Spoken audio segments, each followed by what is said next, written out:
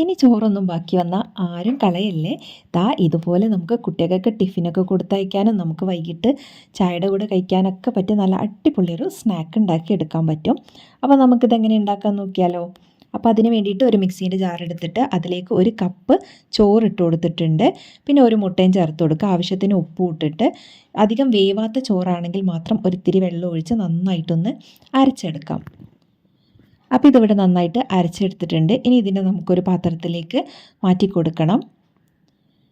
അപ്പോൾ ഇതൊരു പാത്രത്തിലേക്ക് മാറ്റി കൊടുത്തു കഴിഞ്ഞാൽ ഇതിലേക്ക് നമുക്ക് കുറേശ്ശെ ഗോതമ്പ് പൊടി ഇട്ടിട്ട് ഒന്ന് കുഴച്ചെടുക്കാം. നമുക്കൊരു ചപ്പാത്തിൻ്റെ പരുവത്തിന് ഇതൊന്ന് കുഴച്ചെടുക്കാം. ചപ്പാത്തിൻ്റെ പരുവമല്ല, നമ്മൾ കുറച്ചും കൂടി ഒന്ന് സോഫ്റ്റായിട്ട് കുഴച്ചെടുക്കണം കേട്ടോ. അപ്പോൾ ഇത് നന്നായിട്ട് ഇതൊന്ന് കുഴച്ചെടുക്കുക. അപ്പോൾ കുറേശ്ശെ പൊടി ഇട്ട് കൊടുക്കുക. എന്നിട്ട് നിങ്ങൾ ആ പരുവം നോക്കിയിട്ടൊന്ന് കുഴച്ചെടുക്കുക കേട്ടോ. അതിനുശേഷം ഇതിന് മുകളിൽ കുറച്ച് എണ്ണയൊന്ന് ഒഴിച്ചു കൊടുത്തിട്ട് നമുക്കിതൊന്ന് ഒരു 5 മിനിറ്റ് മാറ്റി വയ്ക്കാം. പിന്നെ നമുക്ക് വേണ്ടത് കുറച്ച് ചില്ലി ഫ്ലേക്സ്, കുറച്ച് മല്ലിയില അരിഞ്ഞത്, അതുപോലെ തന്നെ വെളുത്തുള്ളി കുഞ്ഞു കുഞ്ഞാക്കി പൊടിയായിട്ട് അരിഞ്ഞതും, കുറച്ച് ബട്ടറും ഇട്ട് നന്നായിട്ട് ഇതൊന്ന് മിക്സ് ചെയ്തെടുക്കുന്നുണ്ട്. അപ്പോൾ ബട്ടറിന് പകരം നിങ്ങൾക്ക് വേണമെങ്കിൽ നെയ്യോ അല്ലെങ്കിൽ ഓയിലോ യൂസ് ചെയ്യാം കേട്ടോ. അപ്പോൾ സൺഫ്ലവർ ഓയിലോ ഒക്കെ ആക്കിയിട്ട് മിക്സ് ചെയ്തെടുത്താലും മതി. അപ്പോൾ ഞാനിപ്പോൾ ഇവിടെ ബട്ടർ ഉണ്ടായതുകൊണ്ട് ബട്ടർ എടുത്തിട്ടുണ്ട് കേട്ടോ. ഇനി നമുക്ക് ഈ നേരത്തെ മാറ്റി വെച്ച മാവിന്ന് ഒരു ഉരുള എടുക്കാം. എന്നിട്ട് നന്നായിട്ട് അതൊന്ന് ഉരുട്ടിയെടുത്തതിന് ശേഷം അത് നമുക്കൊന്ന് പരത്തിയെടുക്കണം കേട്ടോ. അപ്പോൾ അത്യാവശ്യം നല്ല കട്ടി കുറച്ചിട്ട് പരത്തിയെടുക്കുക.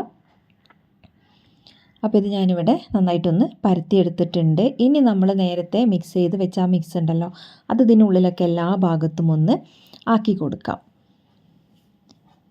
അപ്പോൾ ഇതുപോലെ എല്ലാ ഭാഗത്തും ആക്കി കൊടുക്കുന്നുണ്ട്. എന്നിട്ട് നിങ്ങൾക്ക് ഇതിങ്ങനെ തന്നെ അങ്ങ് റോൾ ചെയ്തിട്ട് എടുക്കാം. അതല്ല നിങ്ങളുടെ കയ്യിൽ വേറെ എന്തെങ്കിലും ചേർക്കാനുണ്ടെങ്കിൽ അത് ചേർക്കാം. എൻ്റെ കയ്യിൽ ഇപ്പോൾ കുറച്ച് ചിക്കൻ ഉണ്ടായതുകൊണ്ട് ഞാൻ അതും കൂടെ ചേർത്ത് കൊടുത്തിട്ടുണ്ട്. എന്നിട്ടൊന്ന് റോൾ ചെയ്തിട്ട് ഇതാ ഇതുപോലെ ഒന്ന് കട്ട് ചെയ്തെടുക്കുക. അത് കഴിഞ്ഞാൽ നേരെ എടുത്ത് കയ്യിൽ വെച്ചൊന്ന് പ്രസ് ചെയ്ത് കൊടുക്കുക കേട്ടോ. അപ്പോൾ ഇതുപോലെ ഒന്ന് പ്രസ് ചെയ്ത് കൊടുത്തിട്ടുണ്ടെങ്കിൽ നമ്മുടെ കോയിൻ പൊറോട്ടൻ്റെ ഒക്കെ രൂപത്തിൽ നമുക്ക് കിട്ടും. എന്നിട്ട് നമുക്കിതിനൊന്ന് ചുട്ടെടുക്കണം. അപ്പോൾ അതിന് വേണ്ടിയിട്ട് കുറച്ച് എണ്ണ ഒന്ന് ദോശക്കല്ലിൽ തേച്ച് കൊടുത്തിട്ടുണ്ട്. ഇത് ഓരോന്നോരോന്നായി വെച്ചിട്ട് നമുക്കിതിനെ ചുട്ടെടുക്കണം. അപ്പോൾ നിങ്ങൾക്ക് കുറച്ചുകൂടെ ടേസ്റ്റി ആയിട്ട് ഇത് വേണമെന്നുണ്ടെങ്കിൽ നിങ്ങൾക്ക് ഈ ഗോതമ്പ് പൊടിക്ക് പകരം മൈദ ചേർക്കാം കേട്ടോ. ഞാനിപ്പോൾ ഇതൊന്ന് ഹെൽത്തി ആക്കാൻ വേണ്ടിയിട്ടാണ് ഗോതമ്പ് പൊടി ചേർത്തത്. കാരണം കുട്ടികൾക്കൊക്കെ കൊടുത്തയക്കാൻ, ടിഫിൻ ബോക്സിലൊക്കെ കൊടുത്തയക്കാൻ ഇതായിരിക്കും ഒന്നും കൂടി ഹെൽത്തി ആയിട്ടുള്ളത് കേട്ടോ. എന്നിട്ട് ഇതാ അതിന് പുറത്ത് കുറച്ച് എണ്ണയും കൂടെ ഒന്ന് ജസ്റ്റ് ഒന്ന് തടവി കൊടുത്തതിന് ശേഷം ഇടക്കിടക്കൊന്ന് തിരിച്ചും മറിച്ചൊക്കെ ഇട്ടിട്ട് ഇതൊന്ന് വേവിച്ചെടുക്കുക. അപ്പോൾ കുട്ടികൾക്ക് ടിഫിനിൽ കൊടുത്തയക്കാൻ പറ്റിയ അടിപൊളി റെസിപ്പിയാണ്. അതുപോലെ തന്നെ വൈകിട്ട് നമുക്ക് ചായൻ്റെ കൂടെ കഴിക്കാനും നല്ല ടേസ്റ്റാണ് കേട്ടോ. അപ്പോൾ നിങ്ങൾക്ക് എൻ്റെ വീഡിയോസൊക്കെ ഇഷ്ടമാവുന്നുണ്ടെങ്കിൽ ഒന്ന് സബ്സ്ക്രൈബ് ചെയ്ത് വെക്കുക. അതുപോലെ തന്നെ ലൈക്ക് ചെയ്യുക, ഷെയർ ചെയ്യുക കേട്ടോ. അപ്പം നമ്മുടെ സ്നാക്സ് ഇവിടെ റെഡി ആയിട്ടുണ്ട്. അപ്പം നല്ല എളുപ്പമല്ലേ. ഇനിയിപ്പോൾ ചോറൊന്നും ബാക്കി വന്നാൽ കളയണ്ട, എളുപ്പത്തിൽ ഇതുപോലെ ഉണ്ടാക്കിയെടുക്കുക കേട്ടോ.